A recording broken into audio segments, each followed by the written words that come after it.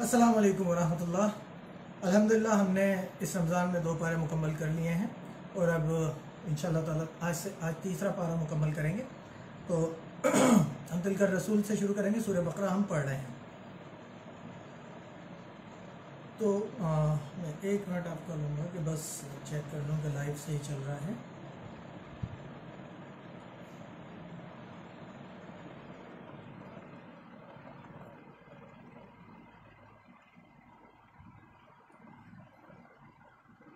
चलिए हम शुरू करते हैं। बिस्मिल्लाहिर्रहमानिर्रहीम। आज हम तीसरा पारा पढ़ेंगे।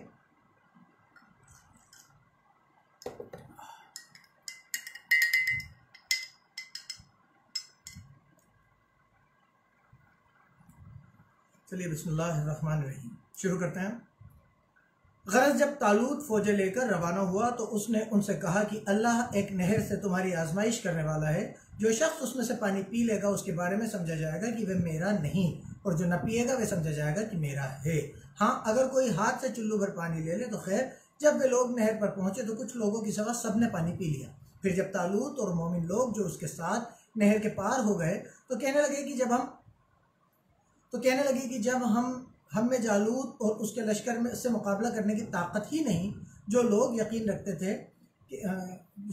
थे कि उनको अल्लाह के सामने हाजिर होना है, वे कहने लगे कि कभी कभी थोड़ी सी जमात ने अल्लाह के हुक्म से बड़ी जमात पर फतेह हासिल की है, और अल्लाह सब्र करने वालों जमाव रखने वालों के साथ है। और जब वे लोग जालूत और उसकी फौज के मुकाबले में आए तो अल्लाह से दुआ की कि ए परवरदिगार, हम पर सब्र के दहाने खोल दे और हमें लड़ाई में कदमों से जमाए रख, और अल्लाह के इनकारियों की फौज पर जीत दे। तो तालूत की फौज ने अल्लाह के हुक्म से उनको हरा दिया, और दाऊद ने जालूत को कत्ल कर डाला, और अल्लाह ने उसको बादशाही और दानाई बख्शी और जो कुछ चाह सिखाया। और अल्लाह लोगों को एक दूसरे पर चढ़ाई और हमला करने से हटाता न रहता तो मुल्क तबाह हो जाता, लेकिन अल्लाह दुनिया वालों पर बड़ा मेहरबान है।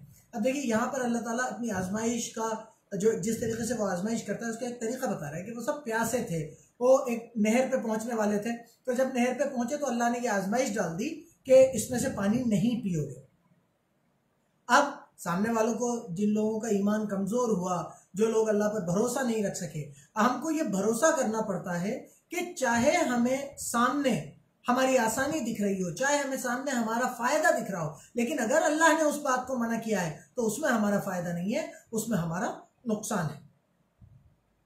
ये अल्लाह की आयतें हैं जो हम तुमको सच्चाई के साथ पढ़ पढ़ कर सुनाते हैं। और ए मोहम्मद, तुम बिलाशुबा पैगंबरों में से हो। ये पैगंबर जो हम वक्त पर भेजते रहते हैं, और इनमें से हमने कुछ को कुछ पर फजीलत दी है। एक कुछ ऐसे हैं जिनसे अल्लाह ने बातें की, और कुछ के दूसरे मामलों में मर्तबे बुलंद किए। और ईसा बिन मरियम को हमने खुली निशानियां अता की, और रूहुल कुद्दूस ने उनको मदद दी। और अगर अल्लाह चाहता तो उनसे पिछले लोग अपने पास निशानी आने के बाद आपस में न लड़ते, लेकिन उन्होंने इख्तिलाफ किया, तो उनमें से कुछ तो ईमान ले आए और कुछ अल्लाह के इनकारी ही रहे, अल्लाह से इनकार करने वाले ही रहे। और अगर अल्लाह चाहता तो ये लोग आपस में लड़ते झगड़ते नहीं, लेकिन अल्लाह जो चाहता है करता है। ये ईमान वालों, जो माल हमने तुमको दिया है उसमें से उस दिन के आने से पहले पहले खर्च कर लो, जिसमें न माल का सौदा हो, न दोस्ती और न सिफारिश हो सके, और कुफ्र करने वाले लोग जालिम हैं। अल्लाह वो सच्चा माबूद है, उसके सिवा कोई इबादत के लायक नहीं, जिंदा हमेशा रहने वाला, उसे न ऊँग आती है और न नींद। जो कुछ आसमानों और जो कुछ जमीन में है सब उसी का है। कौन है कि उसकी इजाजत के बगैर उससे किसी की सिफारिश कर सके। जो कुछ लोगों के सामने हो रहा है और जो कुछ उनके पीछे हो चुका है उसे सब मालूम है, और वो उसकी मालूमात में किसी भी चीज पर कुदरत हासिल नहीं कर सकते, उस पर काबू नहीं हासिल कर सकते। हाँ, जिस कदर वे चाहता है उस कदर मालूम करा देता है। उसकी बादशाही और इल्म आसमान और जमीन सब पर हावी है, और उसे उनकी हिफाजत कुछ भी मुश्किल नहीं। हाँ, वे बड़ा अली रुतबा और जलीलुल कद्र है। दीन इस्लाम में जबरदस्ती नहीं। अब यहाँ पर एक बात समझ लीजिए, अल्लाह ताला फरमा रहा है ला इकराह फिद्दीन, दीन इस्लाम में जबरदस्ती नहीं है। आयत नंबर 256 जबरदस्ती नहीं है, मतलब आप किसी भी इंसान को, किसी भी आदमी को, अपनी बहन को, अपनी बीवी को, या अपने छोटे भाई को, अपनी औलाद को समझा सकते हैं, तंबीह कर सकते हैं, लेकिन जबरदस्ती नहीं कर सकते कि तुम्हें ये करना ही पड़ेगा। ये अगर उन्हें अल्लाह का खौफ है तो ये उनका खुद का फैसला होगा, वो लोग करेंगे। अगर अल्लाह का खौफ नहीं है तो आप जबरदस्ती किसी के ऊपर कुछ नहीं कर सकते। हिदायत साफ तौर पर जाहिर और गुमराही से अलग हो चुकी है। तो जो शख्स बुतों से एतकाद न रखे और अल्लाह पर ईमान लाए, उसने ऐसी मजबूत रस्सी हाथ में पकड़ ली है जो कभी टूटने वाली नहीं, और अल्लाह सब कुछ जानता और सब कुछ सुनता है। जो लोग ईमान लाए उनका दोस्त अल्लाह है और उनको अंधेरे से निकाल कर रोशनी में ले जाता है, और जो अल्लाह के इनकारी हैं उनके दोस्त शैतान है और उनको रोशनी से निकाल कर अंधेरे में ले जाते हैं। यही लोग दोज़खी हैं और उसमें हमेशा रहें। भला तुमने उस शख्स को नहीं देखा जो इस घमंड की वजह से कि अल्लाह ने उसको सल्तनत बख्शी थी, इब्राहिम से परवरदिगार के बारे में झगड़ने लगा। जब इब्राहिम ने कहा कि मेरा परवरदिगार तो वो है जो जिलाता है और मारता है, वो बोला कि जिला और मार तो मैं भी सकता हूँ। इब्राहिम ने कहा कि अल्लाह तो सूरज को पूरब से निकालता है, आप उसे पश्चिम से निकाल दीजिए। यह सुनकर वो अल्लाह का इनकारी हैरान रह गया, और अल्लाह बेइंसाफों को हिदायत नहीं दिया करता। इसी तरह उस शख्स को नहीं देखा जिसका एक गांव में जो अपनी छतों पर गिरा पड़ा था इत्तेफाकी गुजर हुआ, तो उसने कहा कि अल्लाह इस बस्ती के बाशिंदों को मरने के बाद किस तरह जिंदा करेगा। तो अल्लाह ने उसकी रूह कब्ज कर ली और 100 बरस तक उसको मुर्दा रखा, फिर उसको जिला उठाया, वापस जिंदा किया और पूछा कि तुम कितनी मुद्दत तक मरे रहे हो। उसने जवाब दिया कि 1 दिन या इससे भी कुछ कम। अल्लाह ने फरमाया नहीं, बल्कि 100 बरस मरे रहे हो, और अपने खाने पीने की चीजों को देखो कि इतनी मुद्दत में बिल्कुल ही सड़ी गली नहीं, और अपने गधे को भी देखो कि जो मरा पड़ा है। गरज इन बातों से यह है कि हम तुमको लोगों के लिए अपनी कुदरत की निशानी बनाए, और गधे की हड्डियों को देखो कि हम उनको कैसे जोड़ देते हैं और उन पर किस तरह गोश्त पोस्ट चढ़ा देते हैं। जब ये वाकया उसने देखे तो बोल उठा कि मैं यकीन करता हूँ कि अल्लाह हर चीज़ पर कादिर है। और जब इब्राहिम ने अल्लाह से कहा कि ये परवरदिगार मुझे दिखा कि तू मुर्दों को किस तरह जिंदा करेगा, अल्लाह ने फरमाया क्या तुमने इस बात को सच नहीं माना। उन्होंने कहा क्यों नहीं, लेकिन मैं देखना इसलिए चाहता हूँ कि मेरा दिल कामिल इत्मीनान हासिल कर ले। अल्लाह ने फरमाया कि 4 जानवर पकड़कर अपने पास मंगा लो और टुकड़े टुकड़े करा दो, और फिर एक एक टुकड़ा हर एक पहाड़ पर रखवा दो, फिर उनको बुलाओ तो वो तुम्हारे पास दौड़ते चले आएंगे। और जान रखो कि अल्लाह गालिब और हिकमत वाला है। जो लोग अपना माल अल्लाह की राह में खर्च करते हैं, उनके माल की मिसाल उस दाने की सी है जिससे 7 बालें उगें और हर एक बाल में 700 दाने हों, और अल्लाह जिसके माल को चाहता है ज्यादा करता है, और वही बड़ी वुसअत वाला और सब कुछ जानने वाला है। अब यहाँ पर अल्लाह ताला एक कैलकुलेशन बता रहा है कि जो लोग अल्लाह की राह में माल खर्च करते हैं उनके माल की मिसाल ऐसी है कि उन्होंने एक दाना बोया तो उसमें से 7 बालें फूट गई, और हर एक बाल में 100 दाने हों, मतलब 1 × 700, एक दाने का 700 गुना। 1 × 700 के हिसाब से अल्लाह ताला कुरान में बता रहा है कि वो आपके अल्लाह की राह में खर्च किए हुए माल का बदला देता है।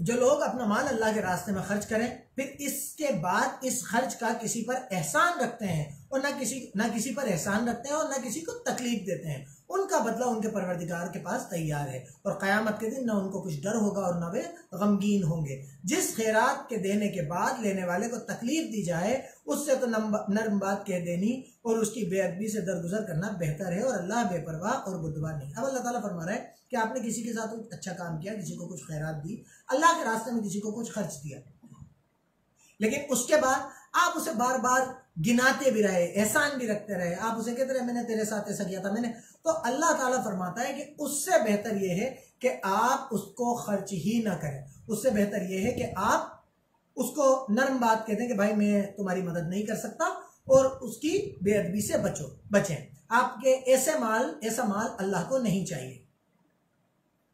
मोमिनो, अपने सबकात और खैरात एहसान रखने और तकलीफ देने से उस शख्स की तरह बर्बाद न कर देना जो लोगों को दिखाने के लिए माल खर्च करता है और अल्लाह और आखिरत के दिन पर ईमान नहीं रखता। तो उसके माल की मिसाल उस चट्टान की सी है जिस पर थोड़ी सी मिट्टी पड़ी हो और उस पर जोर की बारिश बरस कर उसे साफ कर डाले। इसी तरह दिखावा करने वाले लोग अपने माल का कुछ भी बदला हासिल नहीं कर सकेंगे, और अल्लाह ऐसे नाशुकरों को हिदायत नहीं दिया करता। अब अल्लाह ताला फरमा रहा है तुम अपने माल को जो तुम अल्लाह की राह में खर्च कर दो, उसको एहसान रखने की वजह से बर्बाद मत कर देना। एहसान करना कि मैंने तुम्हारे साथ ऐसा किया था, ये गिनाना, लोगों को बताना, ये दिखावा अल्लाह को पसंद नहीं है और अल्लाह को ऐसे माल की जरूरत नहीं है और अल्लाह ऐसे माल का बदला भी नहीं देगा। उसकी मिसाल ऐसी है कि एक चट्टान पर थोड़ी सी मिट्टी हो और बहुत तेज बारिश बरसे और उसे बर्बाद कर दे,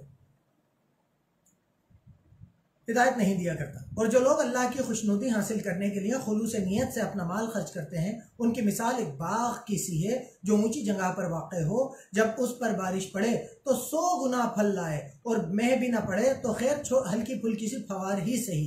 और अल्लाह तुम्हारे कामों को देख रहा है। भला तुम में कोई ये चाहता है कि खजूरों अंगूरों का बाग हो जिसमें नहरें बह रही हों और उसके लिए हर किस्म के मेवे मौजूद हों और उसे बुढ़ापा आ पकड़े और उसके नन्हे नन्हे बच्चे भी हों, तो यकायक एक आग का उस बाग पर आग का भरा हुआ बगोला बवंडर चले और वे जलकर खाक का ढेर हो जाए। इस तरह अल्लाह तुमसे अपनी आयतें खोल खोल कर बयान फरमाता है ताकि तुम सोचो और समझो। ये देखिए फिर ये आयत आ गई कि अल्लाह तुमसे अपनी आयतें खोल खोल के बयान फरमाता है ताकि तुम सोचो और समझो। अब जो आदमी आपसे कहता है कि कुरान आपके समझने की चीज़ नहीं है, आपके समझ में नहीं आएगी, तो उसे इन आयतों का मुताला करा दीजिए। आयत नंबर 236 सूरह बकरा। मोमिनो, जो पाकीज़ा और उम्दा माल तुम कमाते हो और जो चीज़ें हम तुम्हारे लिए ज़मीन से निकालते हैं उनमें से अल्लाह की राह में खर्च करो और बुरी और नापाक चीज़ें देने का इरादा न करना कि अगर वे तुम्हें दी जाएं तो इसके अलावा कि लेते वक्त आंखें बंद कर लो, उनको कभी न लो। और जान रखो कि अल्लाह बेपरवाह तारीफ के काबिल है। और देखना कि शैतान का कहा न मानना वे तुम्हें तंगदस्ती का खौफ दिलाता है और बेहयाई के काम करने को कहता है। और अल्लाह तुमसे अपनी बख्शिश और रहमत का वायदा करता है और अल्लाह बड़े वसअत वाला और सब कुछ जानने वाला है। अल्लाह ताला फरमा रहा है जो कुछ भी अल्लाह आपको दे रहा है उसमें से अल्लाह के राह में खर्च कीजिए। शैतान के वसवसे में मत आइएगा। वो आपको कहेगा अरे यार अपन खर्च कर देंगे तो अपन को क्या मिलेगा, अपन के पास तंगदस्ती हो जाएगी। इससे मत डरिए। देने वाली जात अल्लाह की, उसने एक बार दिया है, वो आगे भी जिंदगी भर आपको देता रहेगा। शैतान के इस वसवसे में बिल्कुल मत आइए कि आपका हाथ तंग हो जाएगा, आपके पास पैसा नहीं बचेगा। आप अल्लाह की राह में देंगे, इंशाअल्लाह ताला अल्लाह आपको उससे 2 गुना 3 गुना 100 गुना अता फरमाएगा। अगर तुम खैरात जाहिर में दो तो वो भी खूब है और अगर छुपे दो तो और दो भी जरूरतमंदों को तो वो खूब तर है। और इस तरह का देना तुम्हारे गुनाहों को भी दूर कर देगा और अल्लाह को तुम्हारे कामों की खबर है। ए मोहम्मद, तुम उन लोगों की हिदायत के जिम्मेदार नहीं हो, बल्कि अल्लाह ही जिसको चाहता है हिदायत बख्शता है। मोमिनो, तुम जो माल खर्च करोगे तो उसका फायदा तुम ही को है। तुम जो खर्च करोगे वो तुम्हें पूरा पूरा दे दिया जाएगा और तुम्हारा कुछ नुकसान नहीं किया जाएगा। और हाँ, तुम जो खर्च करोगे तो उन जरूरतमंदों के लिए जो अल्लाह की राह में रुके बैठे हैं और मुल्क में किसी तरफ जाने की ताकत नहीं रखते और मांगने में शर्म खाते हैं, यहाँ तक कि ना मांगने की वजह से अनजान आदमी उनको मालदार ख्याल करता है। और तुम अंदाजे से उनको साफ पहचान लो कि अगर हाजतमंद है और शर्म की वजह से लोगों से मुंह फोड़कर और लिपट कर नहीं मांग सकते। और तुम जो माल खर्च करोगे कुछ शक नहीं कि अल्लाह उसको जानता है। जो लोग अपना माल रात और दिन और छुपे और जाहिर अल्लाह की राह में खर्च करते रहे हैं, उनका बदला परवरदिगार के पास है और उनको क़यामत के दिन न किसी तरह का खौफ होगा और न गम होगा। जो लोग सूद खाते हैं, अब यहाँ ब्याज की आयतें आ रही हैं। जो लोग सूद खाते हैं वो कब्रों से इस तरह हवास खोए हुए उठेंगे जैसे किसी जिन ने लिपट कर दीवाना बना दिया हो। ये इसलिए कि वो कहते हैं कि सौदा बेचना भी तो नफे के लिहाज से वैसा ही है जैसे सूद लेना। मतलब वो कहते हैं कि भाई हम सौदा बेच के भी पैसा कमाते हैं, हम पैसा दे रहे हैं उससे पैसा कमा रहे हैं, तो ये भी तो तिजारत की तरह ही है। हालांकि सौदे को अल्लाह ने हलाल किया है और सूद को हराम। तो जिस शख्स के पास अल्लाह की नसीहत पहुंची और वे सूद लेने से बाज आ गया तो जो पहले हो चुका वे उसका और कयामत में उसका मामला अल्लाह के सुपुर्द। और जो फिर लेने लगा तो ऐसे लोग दोज़खी हैं कि हमेशा दोज़ख में जलते रहेंगे। अब लोग कहते हैं कि आपने सिर्फ कलमा पढ़ लिया तो आप जन्नत में चले जाएंगे और जहन्नम से निकल जाएंगे। ये सिर्फ एक मामला है कि आप ब्याज खा रहे हैं। तो अल्लाह ताला फरमा रहा है कि वो लोग जहन्नमी हैं। अब आपने कितने ही अच्छे काम किए हो, कुरान कह रहा है कि ब्याज खाने वाला जहन्नमी है। ये अल्लाह का फरमान है, ये मेरा फरमान नहीं है, ये मैं नहीं बता रहा। सीधे सीधे कुरान सूरह बकरा आयत नंबर 275 अल्लाह ताला कुरान में फरमा रहा है जो लोग ब्याज खाते हैं वो जहन्नमी है और हमेशा उसमें रहेंगे।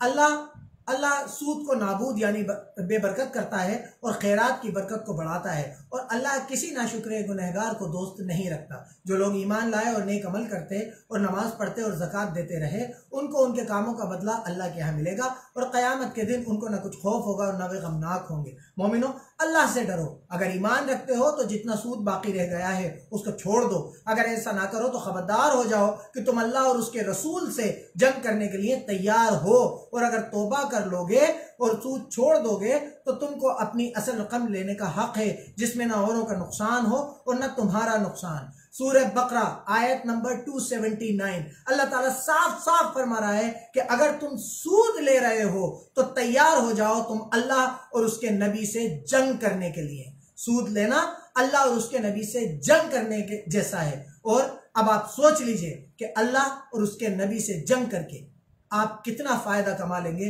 जो आपको सूद में दिख रहा है। तो जो भी भाई सूद लेते हैं या सूद का कारोबार करते हैं, अल्लाह हम सबको हिदायत दे कि हम इस मनहूस चीज से बचें, अल्लाह की नाफरमानी से बचें। और अगर कर्ज लेने वाला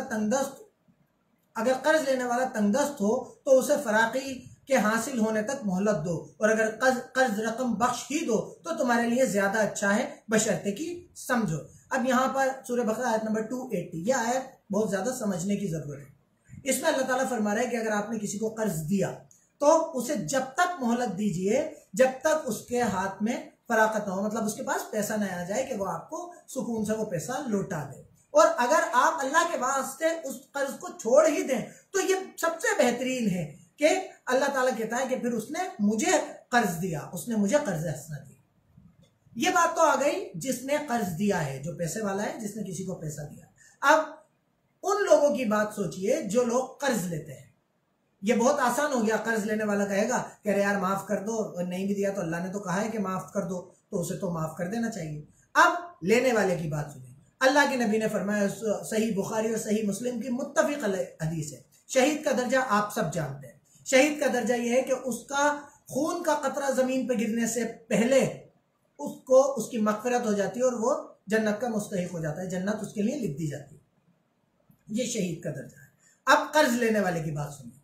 सही बुखारी और सही मुस्लिम मुत्तफिक अलैह हदीस है, अल्लाह के नबी ने फरमाया, एक आदमी अल्लाह की राह में शहीद हो और फिर पैदा हो, और फिर अल्लाह की राह में शहीद हो और फिर पैदा हो, और फिर अल्लाह की राह में शहीद हो और फिर पैदा हो, लेकिन वो उस वक्त तक जन्नत में नहीं जा सकेगा जब तक उसके ऊपर किसी का कर्ज है और वो अदा न करे। अब आप सोचिए कि कर्ज देने वाले को अल्लाह ताला फरमा रहा है कि तुम छोड़ दो तो बेहतर है, लेकिन लेने वाले को अल्लाह ताला फरमा रहा है कि तुम शहीद भी हो जाओगे, 3 बार शहीद हो जाओगे तो भी जन्नत में दाखिल नहीं हो सकते जब तक जिसका तुम्हारे ऊपर कर्जा है वो अदा ना कर दो। तो दोनों के लिए ये बहुत बेहतरीन आयत है, कर्ज लेने वाले के लिए भी और देने वाले के लिए। अगर आप पर किसी का कर्जा है तो उसे चुकाइए ताकि क़यामत में आपका मामला ना हो, और अगर आप कर्ज देने वाला छोड़ सकता है तो वो बहुत बेहतर है। अल्लाह ताला हमारी गर्दनों को कर्ज से छुड़ाए, हमारे कर्जे अदा करवाए। और उस दिन से डरो कि जबकि तुम अल्लाह के हुजूर में लौट कर जाओगे और हर शख्स अपने अमाल का पूरा पूरा बदला पाएगा और किसी का कुछ नुकसान ना होगा। मोमिनो, जब तुम आपस में किसी तय मुद्दत के लिए कर्ज का मामला करने लगो तो उसको लिख लिया करो, और लिखने वाला तुम में से किसी का नुकसान न करे बल्कि इंसाफ के साथ लिखे। साथ ही लिखने वाला जैसा उसे अल्लाह ने सिखाया है लिखने से इनकार भी न करे और दस्तावेज लिख दे। हाँ, जो शख्स कर्ज ले वही दस्तावेज का मजमून बोलकर लिखवाए। अब जब आप एग्रीमेंट करेंगे तो लिखवाएगा कौन? जो आदमी कर्ज ले रहा है। जो दे रहा है वो नहीं लिखवाएगा, जो ले रहा है वो लिखवाएगा, बोलकर लिखवाए। और अल्लाह से कि उसका मालिक है खौफ करे और कर्ज रकम में से कुछ कम न लिखवाए। और अगर कर्ज लेने वाला बेअकल या ज़ईफ, कमजोर, बूढ़ा या मजमून लिखवाने की काबिलियत न रखता हो तो जो उसका वली हो वो इंसाफ के साथ मजमून लिखवाए। और अपने में से 2 मर्दों को ऐसे मामले के गवाह कर लिया करो, और अगर 2 मर्द ना हो तो 1 मर्द और 2 औरतें जिसको तुम गवाह पसंद करो काफी है कि अगर उन औरतों में से एक औरत भूल जाएगी तो दूसरी उसे याद दिलाएगी। और जब गवाही के लिए तलब किए जाएं तो इनकार ना करें। और कर्ज थोड़ा हो या बहुत उसका उसके दस्तावेज के लिखवाने में काहिली न करना, ये बात अल्लाह के नज़दीक इंसाफ के करीब है और गवाही के लिए भी ये बहुत सही तरीका है। इससे तुम्हें किसी तरह का शक और शुबा ना पड़ेगा। हाँ, अगर सौदा हाथ के हाथ हो तो तुम आपस में लेते देते हो, और तो अगर ऐसे मामले का दस्तावेज न लिखो तो तुम पर कुछ गुनाह नहीं। और जब खरीद व फरोख्त किया करो तो भी गवाह कर लिया करो, और दस्तावेज के लिखने वाले और गवाह मामला करने वाले का किसी तरह का नुकसान न करें। अगर तुम लोग ऐसा करो तो ये तुम्हारे लिए गुनाह की बात है, और अल्लाह से डरो। देखो, वह तुमको कैसी मुफीद बातें सिखाता है, फायदे वाली बातें सिखाता है, और अल्लाह हर चीज को जानता है। और अगर तुम सफर पर हो और दस्तावेज लिखने वाला न मिल सके तो कोई चीज रहन ब कब्जा मतलब रहन रखकर कर्ज ले लो। और अगर कोई किसी को अमीन समझे मतलब उस पे अमानतदार समझे, उसे ये लगे कि फलाने आदमी के साथ लिखवाने की जरूरत नहीं है, अमीन समझे और बगैर रहन के कर्ज दे दे, तो अमानतदार को चाहिए कि अमानत वाले की अमानत अदा कर दे, और अल्लाह से जो उसका परवरदिगार है डरे। और देखना, गवाही को मत छुपाना, जो उसको छुपाएगा वह दिल का गुनहगार होगा, और अल्लाह तुम्हारे सब कामों को जानता है। यहाँ पर गवाही का मामला आया है। हम बहुत बार ऐसा करते हैं कि जब हमसे कहा जाता है कि आइए साहब आपको गवाही देना है, अपन का वो मामला हुआ था, तो हम ये कह देते हैं अरे यार वो मेरा दोस्त है, वो मेरा रिश्तेदार है, मैं उसके खिलाफ भाई गवाही नहीं दे सकता। तो अल्लाह ताला इस बात की आपको इजाज़त नहीं देता। अगर आपको किसी मामले का इल्म है तो आपको इंसाफ की गवाही देना पड़ेगी। यही इंसाफ है और यही आपको करना है। जो कुछ आसमानों में और जो कुछ जमीन में है सब अल्लाह ही का है। तुम अपने दिलों की बात को जाहिर करोगे तो या छुपाओगे तो अल्लाह तुमसे उसका हिसाब लेगा। फिर वे जिसे चाहे मगफिरत करे और जिसे चाहे अजाब दे। और अल्लाह हर चीज पर कुदरत रखता है। अल्लाह के रसूल उसकी किताब पर जो उनके परवरदिगार की तरफ से नाजिल हुई है ईमान रखते हैं, और मोमिन भी सब अल्लाह पर और उसके फरिश्तों पर और उसकी किताबों पर और उसके पैगंबरों पर ईमान रखते हैं, और कहते हैं कि हम उसके पैगंबरों में से किसी में कुछ फर्क नहीं करते। यह आयत फिर आ गई। जो लोग बार बार अपने नबी की मोहब्बत में ये कहते हैं कि हमारे नबी सबसे ऊंचे, बाकी सारे नबी उनसे नीचे, हमारे नबी सबसे आला हैं, बाकी सारे नबी उनके बराबर नहीं है, ये समझ लें सूरह बकरा आयत नंबर 285। सूरह बकरा की आखिर आयतें हैं, उनमें अल्लाह ताला साफ फरमा रहा है। सूरह बकरा आयत नंबर 285 अल्लाह ताला बिल्कुल क्लियर साफ फरमा रहा है कि हमारे बंदे वो हैं जो किसी नबी में कोई फर्क नहीं करते। आप किसी नबी, हमारे नबी सल्लल्लाहु अलैहि वसल्लम की मोहब्बत में भी ये नहीं कह सकते कि हमारे नबी तो सबसे ऊंचे और बाकी सारे नबी उनसे नीचे। ए परवरदिगार, कुछ फर्क नहीं करते, और वो अल्लाह से अर्ज करते हैं कि हमने तेरा हुक्म सुना और कबूल किया। ए परवरदिगार, हम तेरी बख्शिश मांगते हैं और तेरी ही तरफ लौट कर जाना है। अल्लाह किसी शख्स को उसकी ताकत से ज्यादा तकलीफ नहीं देता।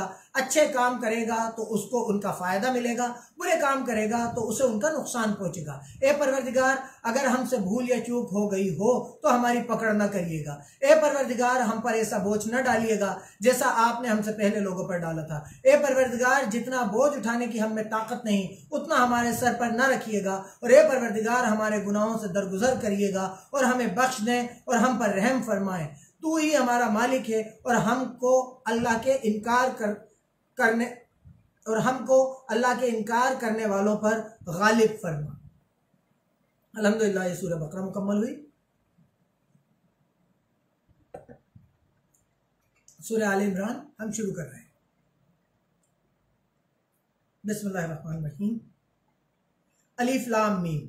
अल्लाह जो माबूद बरहक है, उसके सिवा कोई इबादत के लायक नहीं, जिंदा हमेशा रहने वाला। उसने मोहम्मद सल्लल्लाहु अलैहि वसल्लम तुम पर सच्ची किताब नाजिल की जो पहली आसमानी किताबों की तस्दीक करती है, और उसी ने तौरात और इंजील नाजिल की, यानी लोगों की हिदायत के लिए पहले तौरात और फिर इंजील उतारी, और फिर कुरान जो हक को बातिल से अलग अलग कर देने वाला है नाजिल किया। जो लोग अल्लाह की आयतों से इनकार करते हैं उनको सख्त अजाब होगा, और अल्लाह जबरदस्त बदला लेने वाला है। अल्लाह ऐसा खबर रखने वाला और देखने वाला है कि कोई चीज उससे छुपी नहीं, न जमीन में न आसमान में। वही तो है जो माँ के पेट में जैसी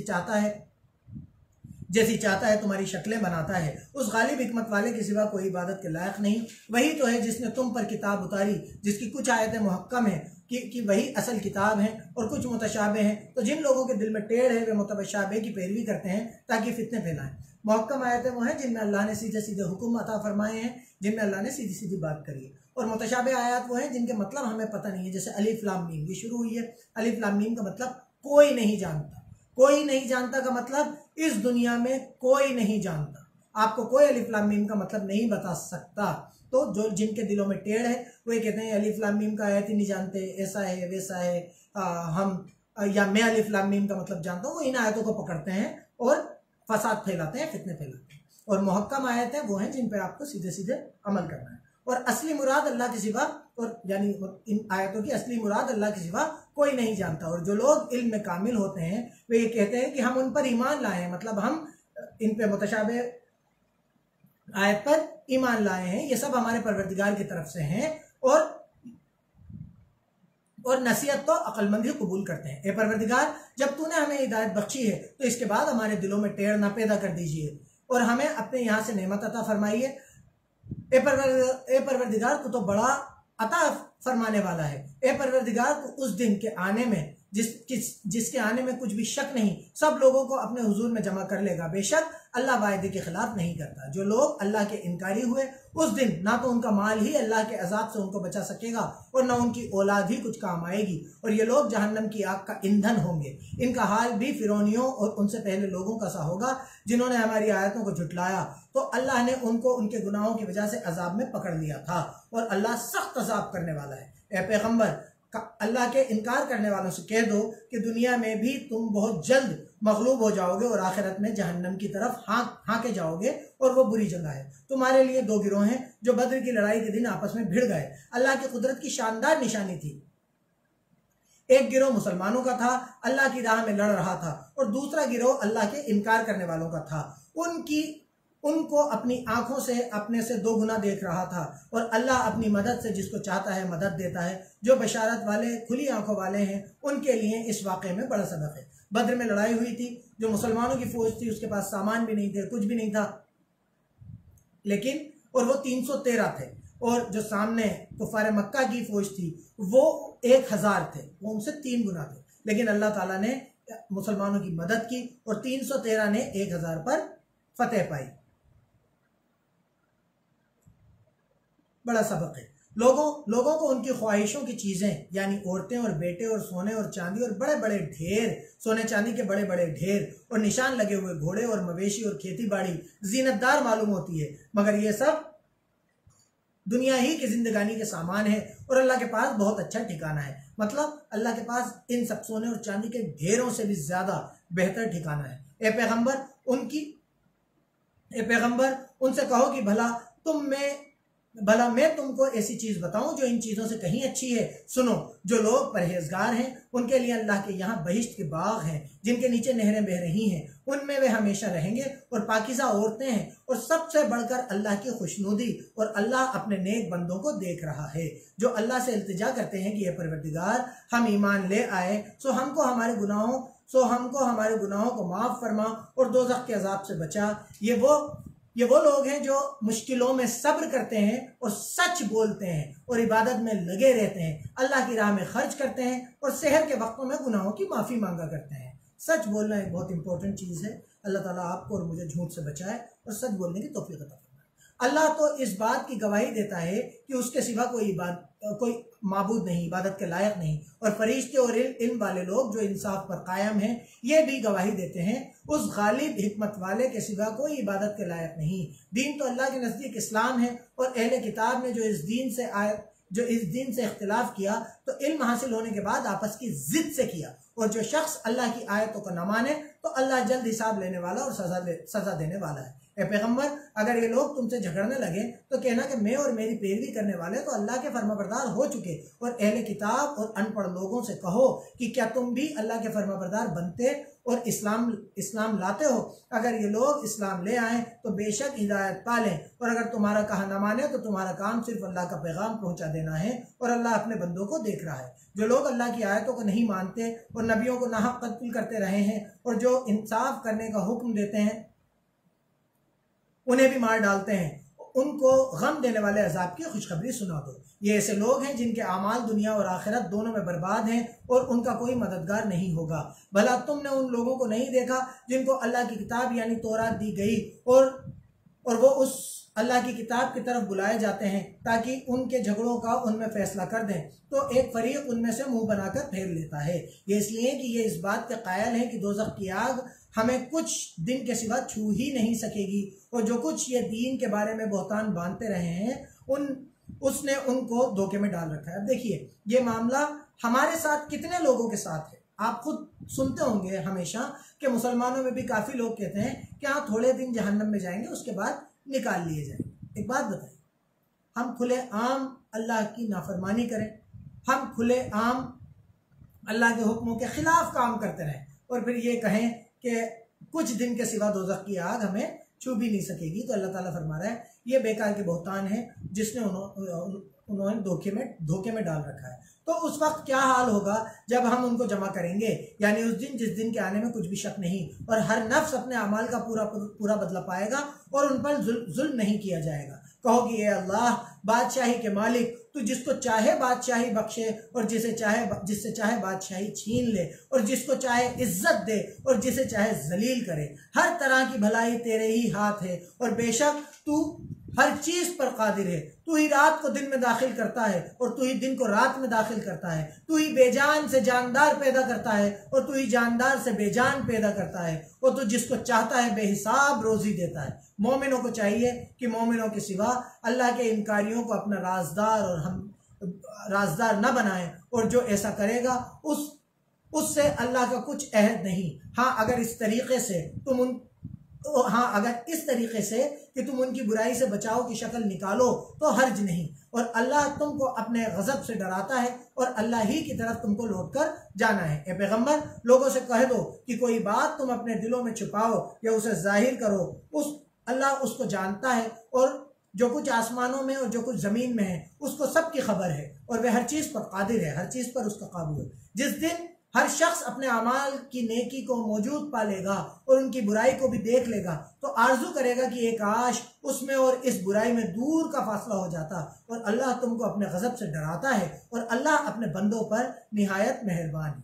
ए पैगंबर, लोगों से कह दो कि अगर तुम अल्लाह को दोस्त रखते हो तो मेरी पैरवी करो, अल्लाह भी तुम्हें दोस्त रखेगा और तुम्हारे गुनाह माफ कर देगा, और अल्लाह बख्शने वाला मेहरबान है।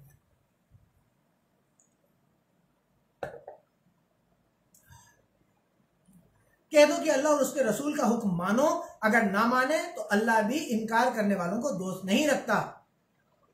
अल्लाह ने आदम और नूह और इब्राहिम के खानदान और इमरान के खानदान को तमाम दुनिया के लोगों में चुन लिया था। इनमें कुछ की औलाद थे, और अल्लाह सुनने वाला और जानने वाला है। वो वक्त याद करने के लायक है जब इब्राहिम की बीवी ने कहा कि परवरदिगार, जो बच्चा मेरे पेट में है मैं उसको तेरी नजर करती हूँ, उसे दुनिया के कामों से आज़ाद रखूंगी, तू उसे मेरी तरफ से कबूल फरमा, तू सुनने वाला और जानने वाला है। जब उनके यहाँ बच्चा पैदा हुआ और जो कुछ उनके यहाँ पैदा हुआ अल्लाह को सब मालूम था, तो वो कहने लगी कि ये परवरदिगार, मेरे तो लड़की हुई है और नजर के लिए तो लड़का मुनासिब था, तो वह लड़की किस तरह नातवा मुनासिब था। लड़की की तरह नातवा नहीं होता, लड़का जो है वो लड़की की तरह नहीं होता, और मैंने उसका नाम मरियम रखा है, और मैं उसको और उसकी औलाद को मरदूद शैतान से तेरी पनाह में देती हूँ। ये बीबी मरियम का मामला है, ईसा अलैहिस्सलाम की वालदा का। तो परवरदिगार ने उसको पसंदीदगी के साथ कबूल फरमाया और उन्हें अच्छी तरह परवरिश किया, और जकरिया को उनका मुतकफिल देखभाल करने वाला बनाया। जकरिया जब कभी इबादतगाह में उनके पास जाते तो उनके पास खाना पाते। ये सूरत देखकर एक दिन मरियम से पूछने लगे, मरियम, ये खाना तुम्हारे पास कहाँ से आता है? वो बोली कि अल्लाह के यहाँ से आता है। ये आपको और हमें बहुत ज्यादा समझने की जरूरत है। इस आयत में हमारी जिंदगी का जुज छुपा है। इस बात जकरिया हज़रत मरियम के पास जाते थे, और जब जाते थे तो देखते थे कि वहां खाना रखा हुआ मौजूद होता है। तो उन्होंने पूछा कि मरियम, ये खाना तुम्हारे पास कहाँ से आता है? हज़रत मरियम ने जवाब दिया कि अल्लाह के यहाँ से आता है। उसके बाद जकरिया ने ये नहीं पूछा अल्लाह के यहाँ से क्या, ये बताओ कि देके कौन जाता है, किस तरीके से आता है। अरे हम क्या करते हैं? हम जब किसी से कुछ पूछते हैं कि भाई ये तुम्हारे पास कहाँ से आया है, ये तुम क्या करते हो, और अगर सामने वाला हमें जवाब दे कि भाई ये तुम्हारे पास कहाँ से आया, आपने कहा कि अल्लाह ने दिया, या तुम क्या करते हो भाई, कैसे अपने घर का खर्चा चलाते हो या कैसे मामलात करते हो, और सामने वाला कहे यार बस अल्लाह करा देता है, तो हम उससे पूछते हैं अरे यार अल्लाह नहीं, ये बताओ कैसे होता है। एक जकरिया खाना देख के ये नहीं पूछ रहे कि कैसे, और हमें अल्लाह पर यकीन नहीं है कि अल्लाह करता है, हमें ज़रायत पर जो जरिए हैं उन पे यकीन है, इसलिए हम उसको खोजने में लग जाते हैं। तो मेरी बात मानिए, सिर्फ अल्लाह पे यकीन करके अपने काम करना शुरू करिए, सिर्फ अल्लाह पे यकीन करके सारी फिक्रों से दूर हो जाइए और अपनी मेहनत करते रहिए मुसलसल, और उसके बाद देखिए कि अल्लाह किसी जरिए का मोहताज नहीं है, वो ऐसे ऐसे तरीकों से आप तक आपके मामलात पहुंचाएगा कि आप सोच नहीं सकते। बेशक अल्लाह जिसको चाहता है बेशुमार रोजी देता है। उस वक्त ज़करिया ने अपने परवरदिगार से दुआ की और कहा कि ये परवरदिगार मुझे अपनी जानिब से नेक औलाद अता फरमा, तू बेशक दुआ सुनने वाला और कबूल करने वाला है। वह अभी इबादतगाह में खड़े नमाज ही पढ़ रहे थे कि फरिश्तों ने आवाज़ दी कि ज़करिया अल्लाह तुम्हें याहिया की खुशखबरी देता है, जो अल्लाह के फैज़ यानी ईसा की तस्दीक करेंगे और सरदार होंगे और औरतों से चाव न रखने वाले और अल्लाह के पैगंबर यानी नेक लोगों में होंगे। ज़करिया ने कहा कि ये परवरदिगार मेरे यहाँ लड़का कैसे पैदा होगा, मैं तो बूढ़ा हो चुका हूँ और मेरी बीवी बांझ है। अल्लाह ने फरमाया इसी तरह अल्लाह जो चाहता है करता है। ज़करिया ने कहा कि परवरदिगार मेरे लिए कोई निशानी मुकर्रर फरमा। अल्लाह ने फरमाया निशानी ये है कि तुम लोगों से 3 दिन इशारे के सिवा बात ना कर सकोगे, तो उन दिनों में अपने परवरदिगार की ज़्यादा से ज़्यादा याद और सुबह व शाम उसकी तस्बीह करना। और जब फरिश्तों ने मरियम से कहा कि मरियम अल्लाह ने तुमको चुना है और पाक बनाया है और दुनिया की औरतों में चुन लिया है, मरियम अपने परवरदिगार की फरमाबरदारी करना और सजदा करना और रुकू करने वालों के साथ रुकू करना, ए मोहम्मद ये बातें गैब की खबरों में से हैं जो हम तुम्हारे पास भेजते हैं। और जब वे लोग अपने कलम कुरा के तौर पर डाल रहे थे कि मरियम का मुतकफ़िल कौन बने, तो तुम उनके पास नहीं थे और न उस वक्त उनके पास थे जब वे आपस में झगड़ रहे थे। वे वक्त भी याद करने लायक है जब फरिश्तों ने मरियम से कहा कि मरियम अल्लाह तुमको अपनी तरफ से एक फैज़ की खुशखबरी देता है जिसका नाम मसीह ईसा बिन मरियम होगा, और जो दुनिया और आखिरत में बाआबरू और अल्लाह के खास बंदों में से होगा, अल्लाह के खासों में से होगा, और माँ की गोद में और बड़ी उम्र होकर दोनों हालतों में लोगों से एक तरह से बातें करेगा और नेकों में होगा। ईसा अलैहिस्सलाम जब माँ की गोद में थे तभी से वो लोगों से बड़ों की तरह बातें करते थे, ये एक मौजज़ा था। मरियम ने कहा परवरदिगार मेरे यहाँ बच्चा कैसे होगा और किसी इंसान ने मुझे हाथ तक तो लगाया नहीं। फरमाया कि अल्लाह इसी तरह जो चाहता है पैदा करता है, जब वे कोई काम करना चाहता है तो इरशाद फरमा देता है कि हो जा, तो वो हो जाता है, कुन फयकुन। और वह उन्हें लिखना पढ़ना और दानाई और तौरात और इंजील सिखाएगा और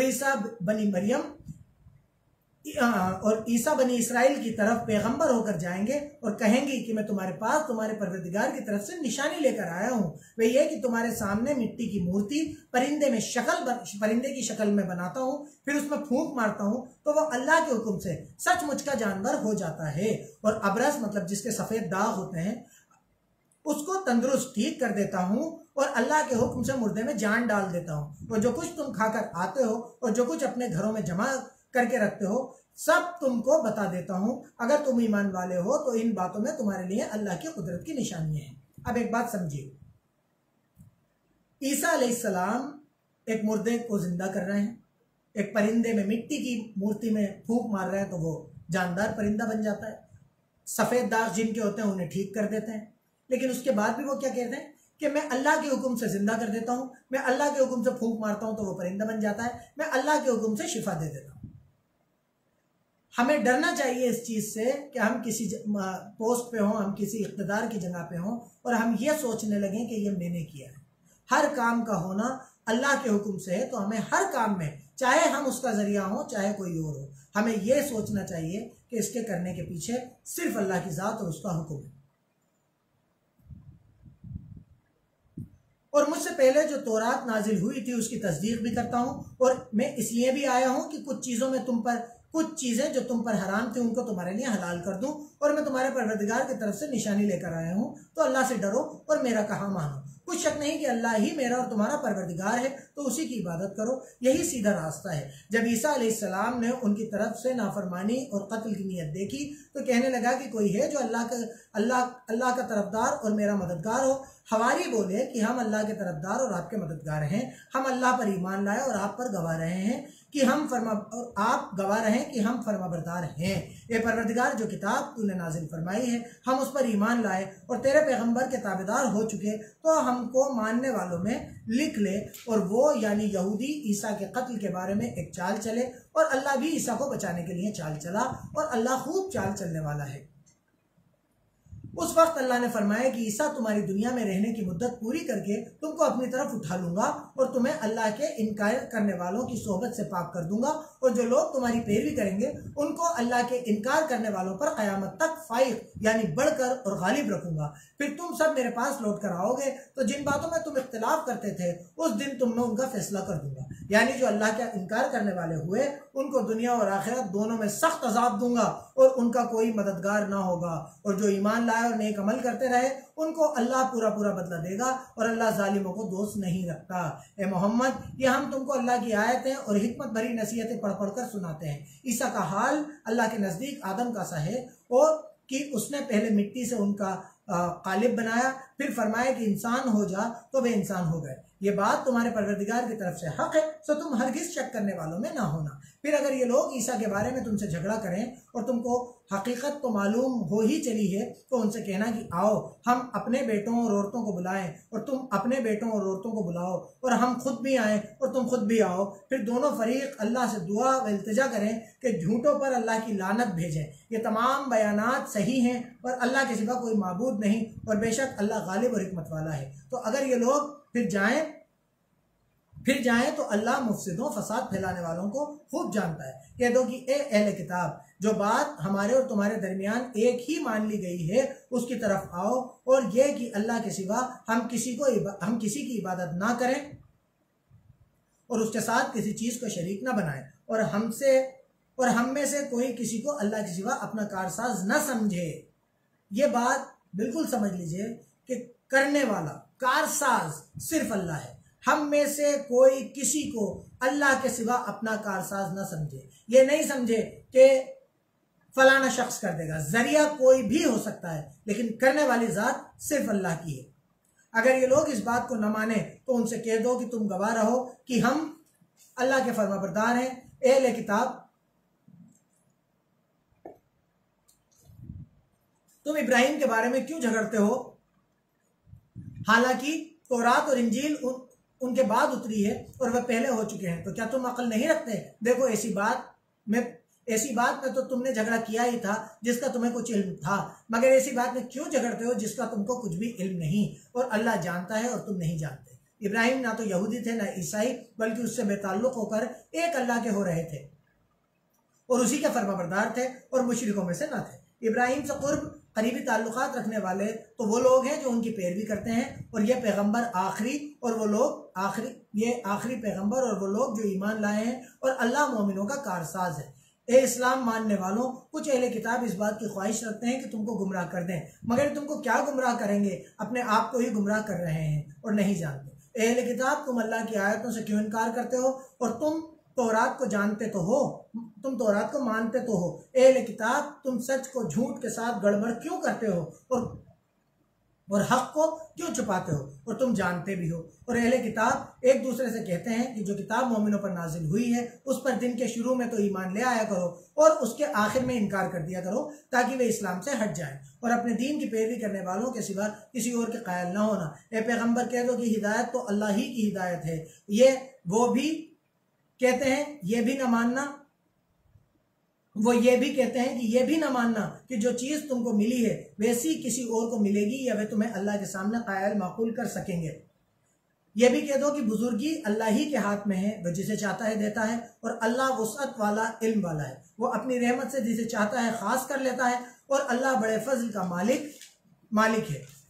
और अहले किताब में से कोई तो ऐसा है कि अगर उसके पास रुपयों का ढेर अमानत के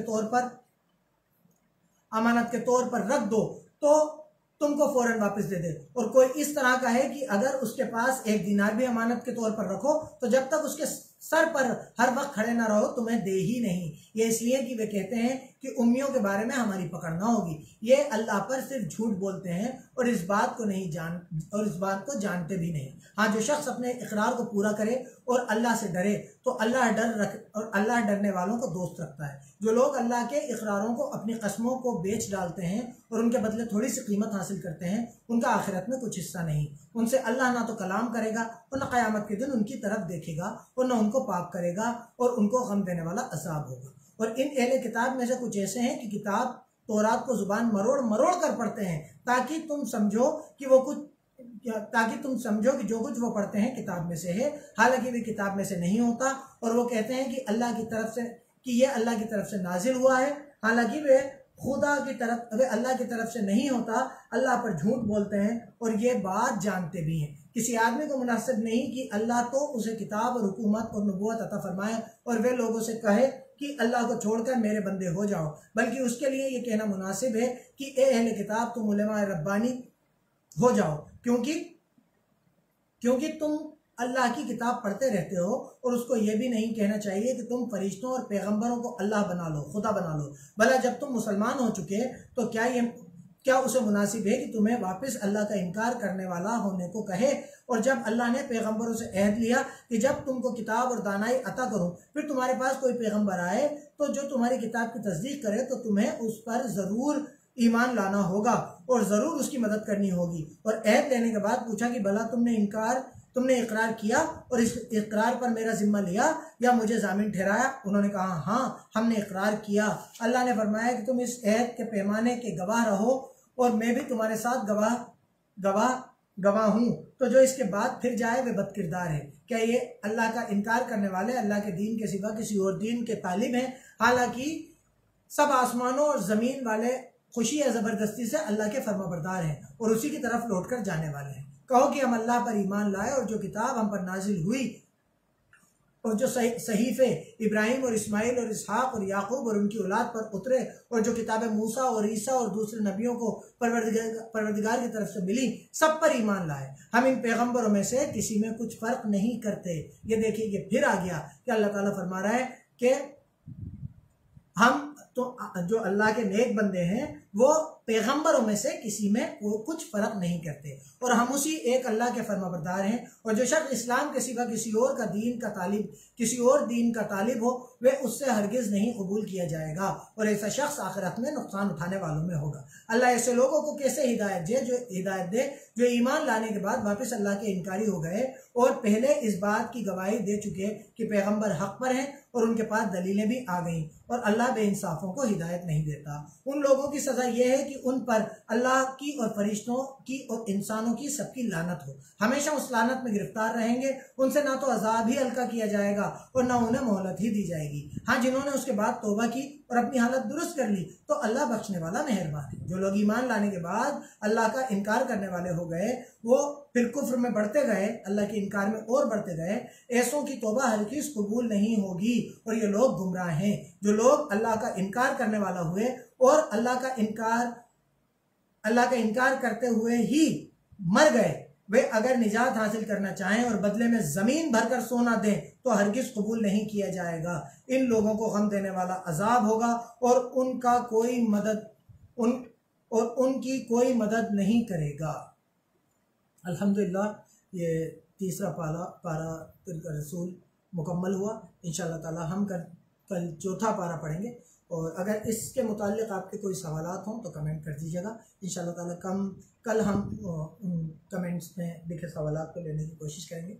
एक बात मैं ख़ास टोंक के लोगों को बताना चाहूँगा कि टोंक में फ़जर की अज़ान को लेके कुछ मसाइल चल रहे हैं, तो मैं आपसे कहना चाहूँगा कि फ़जर की अज़ान का वक्त का नक्शा जो है इंशाअल्लाह ताला वो हम आपके साथ शेयर कर देंगे और इसमें बिल्कुल क्लियर चीज़ें हैं कि आज 27 मतलब कल सुबह 27 तारीख़ को जो फ़जर की नमाज का वक्त होगा वो होगा 5:06 के बाद। तो आप फ़जर की नमाज 5:06 के बाद ही पढ़ें, मतलब करीब 5:10 के आसपास पढ़ें, क्योंकि अगर आप इससे 5:06 से पहले फ़जर की नमाज़ पढ़ के सो जाएंगे तो आपकी वो नमाज फजर की नहीं होगी, वो तहज्जुद के वक्त की नमाज होगी, क्योंकि फजर का वक्त 5:06 के बाद से होगा टोंक राजस्थान में। शहरी में के मसाइल में मसले में मैं नहीं जाना चाहूँगा। मैं आपस में इख्तिलाफ में बिल्कुल भी बिलीव नहीं करता कि हम 10 मिनट पहले खाना छोड़ दें या 15 मिनट पहले खाना छोड़ दें या आखिरी मिनट तक खाते रहें। ये लड़ने की बात नहीं है। जो अल्लाह का हुक्म है कि हम सुबह सादिक तक खा सकते हैं, वो एक मैक्सिमम लिमिट है। अगर हम उससे पहले भी सहरी करके फ्री हो जाएं तो उसमें कोई मेरी नज़र में हर्ज नहीं है। वो आपस में लड़ने की वजह नहीं होना चाहिए। तो आप लोग फजर की नमाजों का ज़रूर एहतमाम करें और ये ध्यान रखें कि आपकी फजर की नमाज सुबह सादिक के बाद हो और फजर का वक्त 5:06। कल मतलब आज सुबह 27 मार्च 2023 को टोंक राजस्थान में 5:06 का है। बाकी पूरे महीने का फजर का वक्त इंशाअल्लाह ताला आप लोगों के साथ शेयर कर दिया जाएगा। बहुत बहुत शुक्रिया। अस्सलाम वालेकुम व रहमतुल्लाह।